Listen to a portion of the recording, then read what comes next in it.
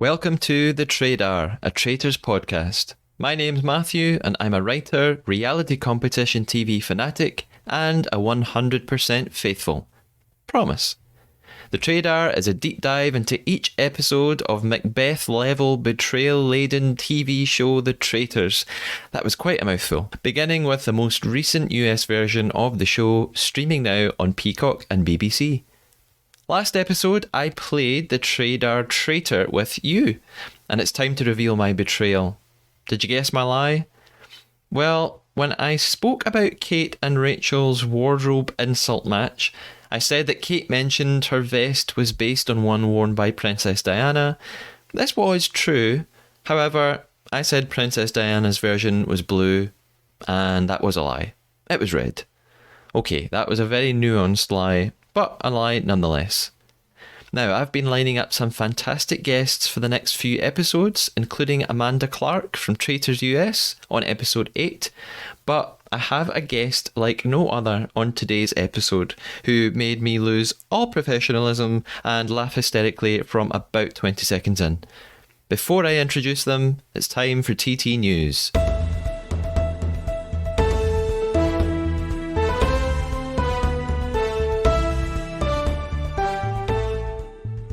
In the last episode, I reported the issue of a Traitors soundtrack comprised of various pop songs featured on the show.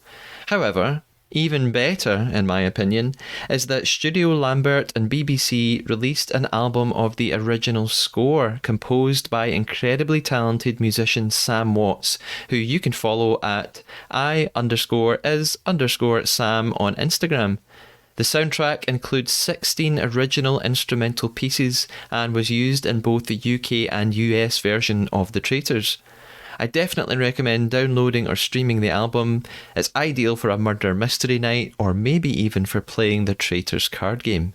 I also previously reported on an interview that Kate Chastain did, but since she's such a popular figure, Kate also did an interview with In the Know, an online video series by Yahoo, in which she discusses life after the Traitors. In the interview, Kate says she didn't want to be a traitor at the time, but now looking back, the clue's in the title because she reckons there's a huge advantage to being a traitor, something I'd have to agree with. She also says there were periods of downtime during filming, particularly when challenges were being set up and they weren't in the castle, where players were not allowed to discuss gameplay. Discussions about the game itself were encouraged the rest of the time while they were in the castle on camera. She also discusses her feelings about Rachel, saying Rachel reminded her of a kid in class who would raise their hand and ask for extra homework. The interview is really funny and engaging, and you can watch it on the In the Know page on YouTube. So, to help me discuss today's episode, episode 7 of the Traitors US, as promised, I have a very special podcast guest. Let's meet them.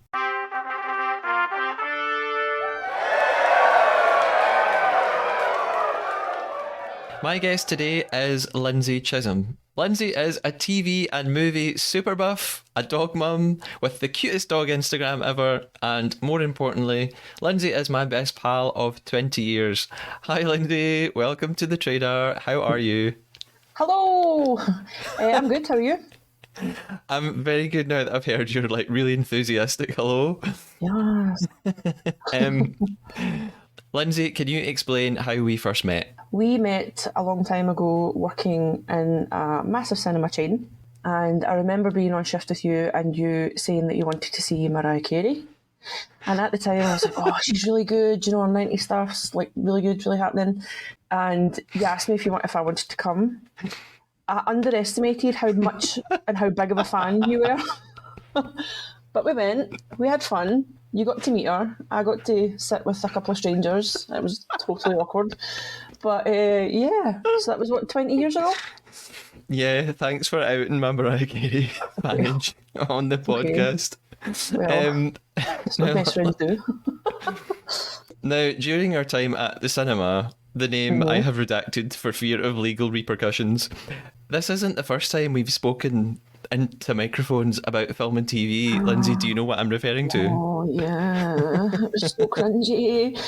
We had to do film reviews I think it was every Wednesday or something, and the films weren't out yet. We had to quickly go onto the website and get like a big, like a shorthand story of what was going on. And we were rubbish, not going to lie. We were No, we terrible. weren't. We were terrible. There was that one film, that scary film, because it dragged me to hell. I don't know what it was, but I kept going, oh, it's so gory, and it's really gory, and I just kept repeating that over and over again because we hadn't seen the film, and we had to promote these films, and it was just, so Yes. cringy. Lindsay and I had a spot on a local radio station, Central FM. I don't care about saying Central FM. I don't think they're going to sue us.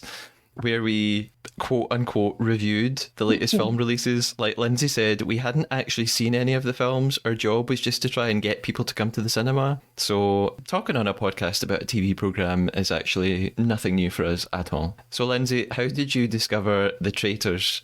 Well, I'm going to be honest here, Matthew, because you pressured me No. into watching this. No, we were watching Gogglebox, and it came up on Gogglebox, and you were like, oh, that looks really good.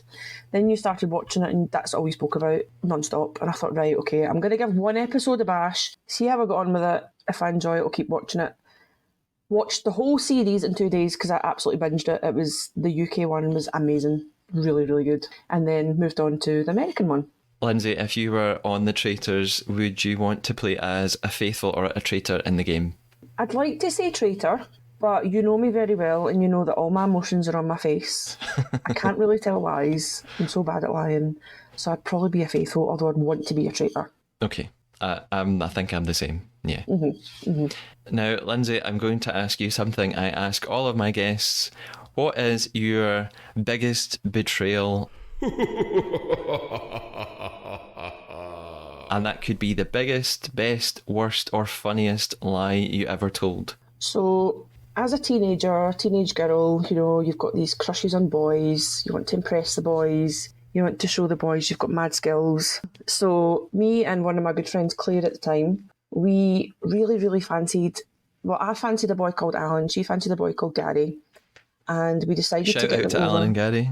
Yep. We asked them to come to my sister's house. I don't even know why we went to my sister's house, but we decided to play the Ouija board. And I know that can be controversial, but we were kids. So playing the Ouija board, and I really fancied Alan, and I was like trying to be cool and like, yeah, I'm in tune with the spirits and I can talk to the spirits.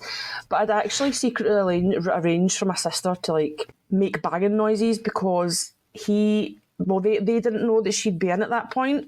So she came in from work really quietly, and she was banging stuff, and she was banging the bedroom door that was adjacent to the kitchen. She banged the wall so hard that the ironing board fell, and the boys screamed, high pitched screamed, and Claire was kind of in on the joke, so she was kind of having a little giggle to herself.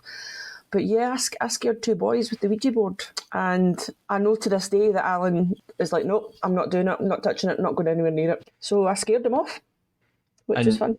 So you got away with your lie? You Absolutely. successfully betrayed them? Absolutely. Well, It was more funny getting the boys screaming and being scared of an ironing board falling than to be like, I'm really sorry, but my sister actually done that. You know, I wouldn't be cool anymore, so I got away with it. okay. Well, Lindsay, those betrayal skills might come in handy because we are going to play the Traidar Traitor. Our goal throughout the episode from here on in is to tell one lie to one another. The lie has to be a fabrication or a made-up fact. It can't be a fake opinion, like saying you love Kate when actually you find her to be unbearable. At the end of the episode, we each have to put our traitor hunting skills to the test and decide what we thought the other person's lie was. Does that sound good? This sounds really good. However, we have been besties for 20 years, so it's going to be difficult. It's going to be a challenge, yes. Yes. We'll see how good a liar we can both be. Believe and achieve. That's my new saying. Have you not heard me saying this before? Like, believe and achieve when I'm at work to all my workmates, and they're like, yeah, okay, yeah, whatever. Now, unlike our cinema reviews on Central FM, Lindsay and I have actually seen episode 7 of The Traitors US, so it's time to talk about it.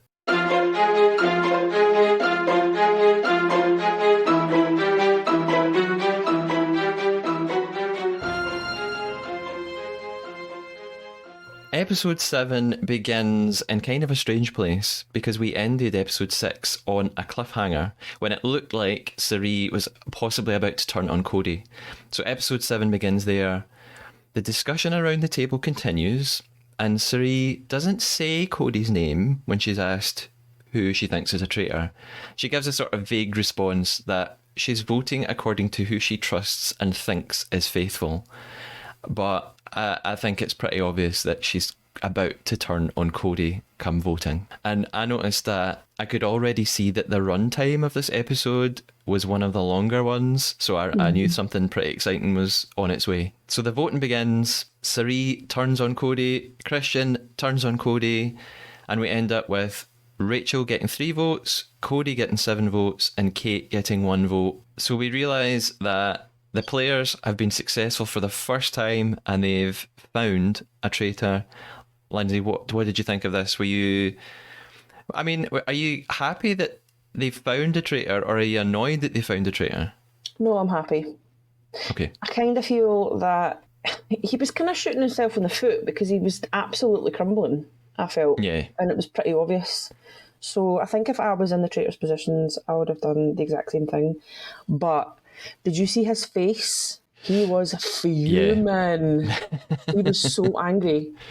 Yeah. But I mean, Christian's his bro, so he understands that. But Christian enjoyed that as well. But he was angry. Yeah. You could see the betrayal. Yeah, and when he has to reveal that when he has to stand in the circle of truth and reveal that he is a traitor, he got really emotional about it, and everyone was hugging him. It seemed like he was kind of glad to get it over and done with. Like he had been really struggling. Absolutely. I thought Christian did a terrible job of acting upset, but then I think Christian's done a terrible job of acting most of the time. Yet he's still 100%. Here, so who knows? Maybe what I think is bad acting, everybody else thinks is really good acting. No, it's bad acting. I don't know how he's still there. Yeah, absolutely. But they've obviously got another focus. So they've got Kate. They think she's a traitor, but then do you want to get rid of Kate because she's also TV gold? Exactly. Cody has his interview after he's banished, and he comments that Cirie is playing a perfect game, and he kind of accepts that his fellow traitors turned on him. Like, he seems to understand that's how the game goes. And Cody's been on Big Brother before, so he kind of gets reality TV and that there's going to be an element of gameplay, so I think he's all right with that. Alan reminds us that we still have a murder to come, so the tension of this episode isn't over yet. Stephanie points out that Kate and Shelby both voted the same way as Cody, and so that makes them look a bit suspicious. Like you said, maybe Kate's going to be the next suspect. After the round table, there's some discussion amongst the traitors, and they have to think about who they want to murder next.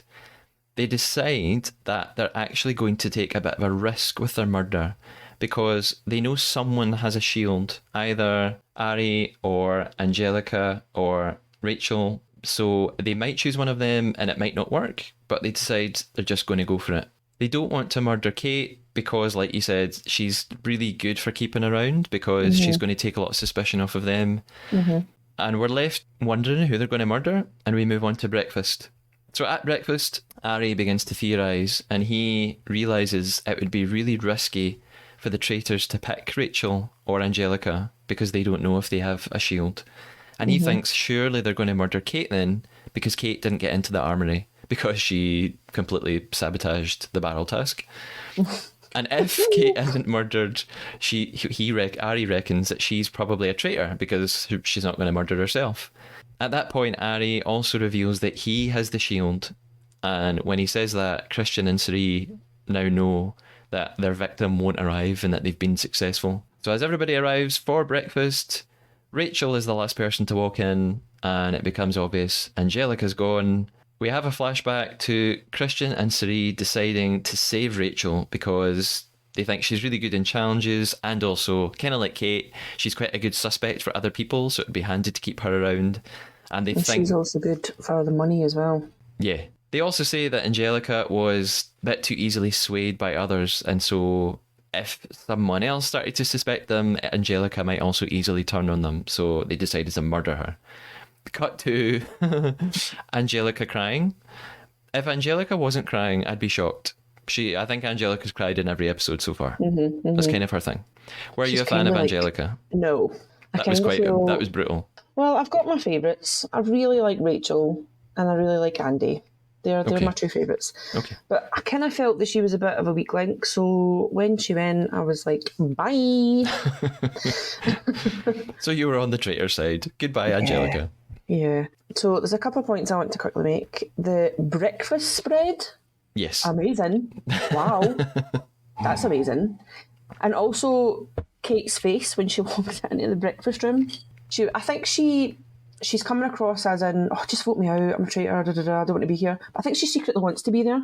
Okay. Because her face was like complete thunder when she came in.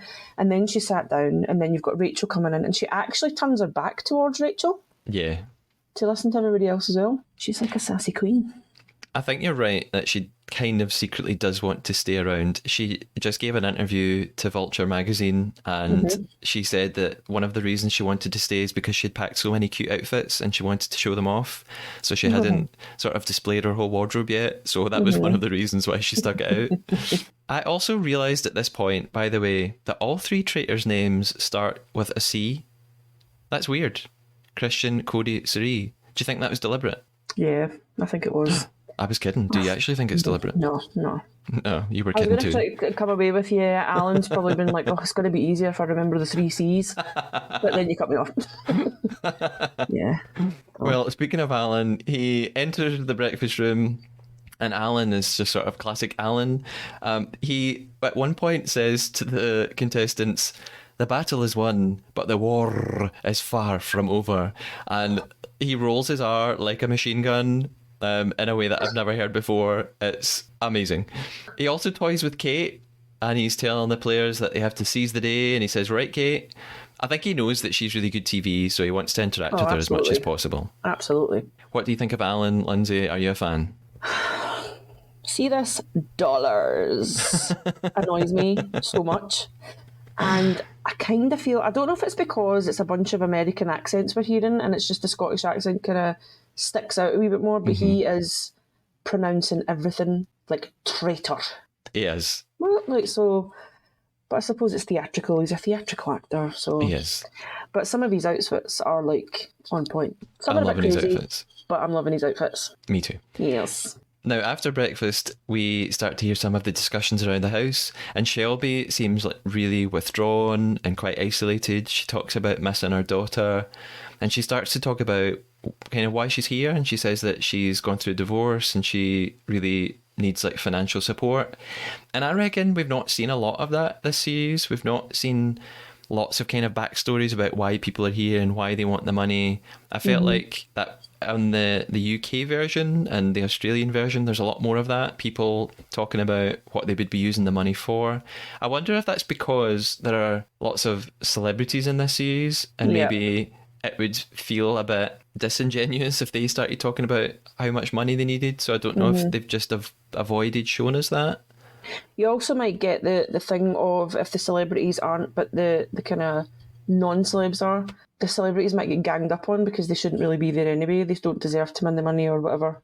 Like, it might be a bit of like animosity towards the celebs. Yeah. I talked about that in episode 1 with my guest Sanjay. We talked about whether or not that might come into play throughout the series, that the non-celebrities might resent the celebrities, and they might talk about, do they really need this money more than we do? So I've not seen much of that so far, but maybe as the series goes on, people will start to talk about that. Yeah. After this, we move on to the mission for this episode, and it's a sort of ghost hunting mission. And this is the first one that is, for people who've seen the UK version, this is the first mission that differs from the UK series. Lindsay, do you know what mission in the UK series they missed out for the American one? No. It's the most British thing ever. It was the sheep herding task. Oh, yeah. The sort of, which it was also a kind of a memory game in a way, I guess. So maybe that ties them together. So is this one. So is this task. Yeah, anyway. That's what I mean. But to be fair, see, when I was watching the wheelbarrow one, you can see the difference between the British people and the American people, because the British people are straight in there in the mud, getting like mucky, putting their all into it, but there's a few of the American guys that were just like, nope, Kate, funny. Yeah. I don't get my boots mucky for no one. Chucking the money away, can't be bothered. Yeah. So yeah, And it's just funny seeing two different like cultures, kind of how they take it serious and how they kind of get stuck in. Yeah, definitely. And that Kate's attitude sort of continues in this one. The players split into groups for this ghost hunting memory game. In group one, we have Kate, Steph, and Shelby. Kate still couldn't give a shit about this Uninterested, task. yeah, uninterested. They get one item correct. Group two is Sari, Andy, and Rachel. This is one of the points in the programme where Alan starts making his daft comments about this weird Fergus character. Mm-hmm. And Fergus wasn't a thing in the UK version. Now, I talked to my guest Andy on this during episode 3. Lindsay, do you remember the Crystal Maze? Yes. And in the Crystal Maze, Richard O'Brien, the host, would run around with the players doing their missions. And he had there was an actress that was playing his mum, and he called her Mumsy. Does this mean anything to you? Nah, I think I've blocked this in my memory as well. Okay, I'll move swiftly on. So group 2 don't get any items right. Group 3 is Ari, Quentin and Christian. They get one item correct that they've noticed has changed when the lights go out. And by the end of the mission, it's the poorest mission so far in terms of money. They only raise $2,000, which takes the total to $133,800. Lindsay, what would you do if you won $133,800? Well, I would like to buy a plot of land. I would like to make it secure, and I would just have loads of dogs, and the dogs can run about and have fun and play. So kind of like a doggy daycare. Okay, I'm waiting for the correct answer. Oh, sorry, I split it with you. Thank you. Now, the fastest team to find a prize, because two of the groups both got one item correct, so Alan tells them that it'll be the fastest team that would win the armory pass. And it turns out it's the boys' team, and Christian has to pretend that he's really excited about potentially getting a shield, even though he obviously can't be murdered. We then move on to the armory. Christian, Quentin, Annie, they get to go in one by one. I wonder why the armory only appears in the programme after sort of 5 or 6 episodes, because it was the same in the UK version. Do you think they should have it right from the beginning, or do you like that it only comes in halfway through? I like that it comes in halfway through. I think if it comes in from the beginning, it's a bit rubbish, because you've got more players to decide from. But as the game's going on, it's getting harder and harder because they've got the bonds with these people, they're making friends with these people. Nah, this coming in at the right time, I feel. Okay, that makes sense. In the Australian version, there's just no shield at all. It's just not part of it. So after the boys enter the armory, Ari finds the shield for the second time in a row. Shield King! Yes! Shield King. Okay, from now on in, I'm going to find all of my references to Ari and change it to Shield King. Yep. Now, there are more discussions around the house. Shelby knows at this point that she's become a suspect because she's been so quiet, and she gets the impression that people are talking about her. She wants to turn Sari onto Stephanie as a possible traitor. Shelby also acknowledges when she's with Kate that people aren't going to vote for their friends, and therefore she knows probably Sari won't get banished because Sari's really popular. But there start to be whispers, and it seems to originate from Stephanie.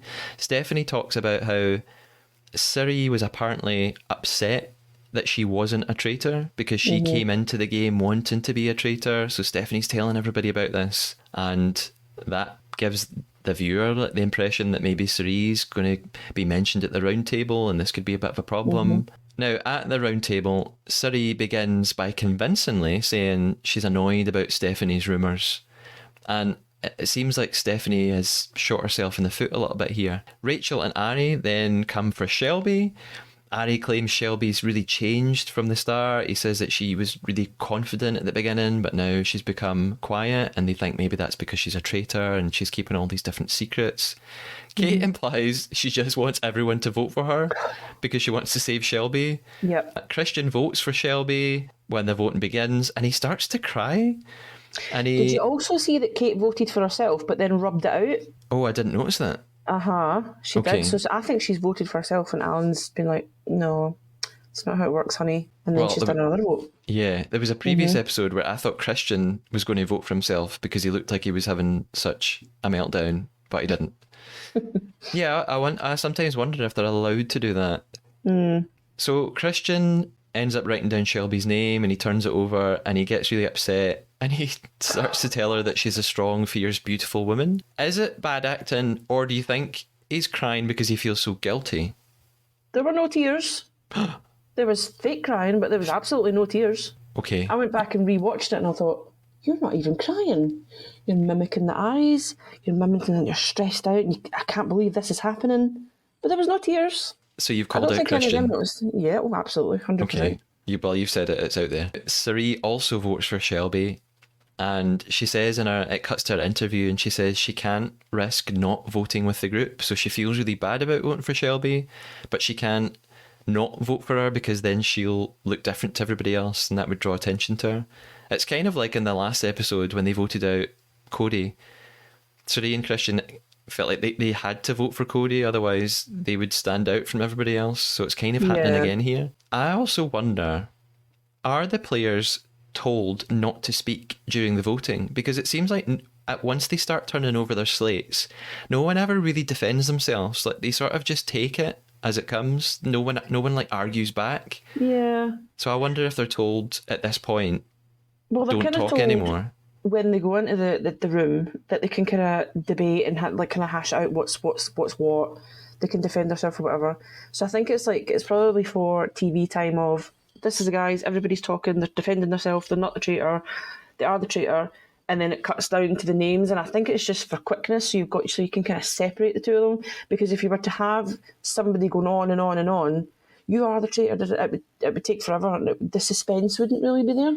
Yeah, that's true. I think this is something I might ask Amanda about. So Amanda is going to be a special guest on the Traidar very soon, and I've had some questions come in on Instagram and Facebook already, but maybe that's another one that I should add to the list. So after the voting takes place, it's pretty clear what's happening. Rachel has 1 vote, Stephanie has 1 vote, and Shelby has 7. So Shelby has been banished. She stands in the circle of truth and reveals a real job. And she starts to talk about how actually she works in PR and she's been in meetings with government officials and millionaires, and that she's not a kindergarten teacher at all. I think when she starts to do that, the others think that maybe she's a traitor and they've caught her. Yeah. But then she reveals that actually she's a faithful. So she's done the right thing there, because she's came in thinking they're going to vote me out, knowing my job. So she's kind of played it safe a wee bit. So Yeah. So the group is in shock that she's a faithful. They look like, I think more than any other episode before now, they all look like they really feel terrible. They feel really guilty about it. I think maybe because they know why she wanted the money and that she was really struggling, and they've just taken that away from her. It's really kind of hitting home with them all. Rachel immediately says, I feel really bad. And about 10 seconds later then says, we should have voted out Kate. So the Rachel-Kate rivalry is alive and well. We love to see it. Stephanie also announces at the table while they're still there that now she knows Sari's a faithful. She says the game's been designed to turn you on your friends. And that's really good for Sari because it makes her look like she's trustworthy, that, you know, nobody should have doubted her at all. Yep. I don't really know why, because nothing I think really... she's kind of come across right from the start of, I'm somebody you can talk to, I'm somebody you can trust, like I'm an ally type thing. She's kind of like a mother figure for the group, I kind of think. Yeah, definitely. So they all want to be in her good graces, they all want to be her friend, they all want to have her as an ally. So she's in a really good position. She is. So she's completely fooling them. It's working really well. Yeah. After the round table, there are more discussions, and the mood is still like really low after Shelby's banishment. They're sitting outside, some of them. Christian says, I feel horrible. Kate says, well, you sent home a single mother. So she gets straight to the point. Yeah. She also refers to the fact that there's cliques in the house, and she thinks it's basically become a popularity contest. What do you think about that? Do you think she's right? No. Oh, when I was watching it, I thought, she purposely doesn't really get involved though. So if you're out with a lot of people and you're wanting to get to know the people that you're with, and there's somebody that's actively not getting involved and somebody who doesn't want to be there, doesn't participate well in the tasks, is kind of starting arguments with other people. She's kind of put herself in that position.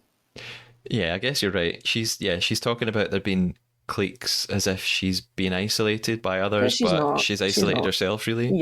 Yeah. The episode soon comes to a close with the traitors meeting, well, the only two traitors who are left. They start discussing who not to murder. They don't want to murder Kate or Rachel because they are such great suspects for everybody else to take attention away.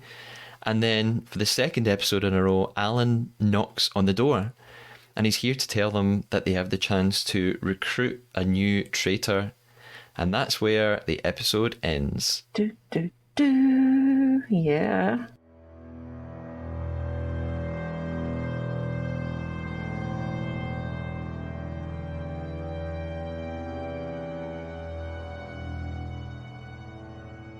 Overall thoughts then, Lindsay.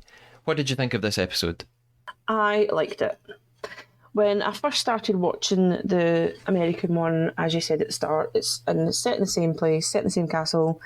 It's the same kind of tasks, and I thought, oh, this is going to be really boring. It's just going to be the same thing over and over again. But every episode, I think, is really good. I want to not like Kate, but I like Kate.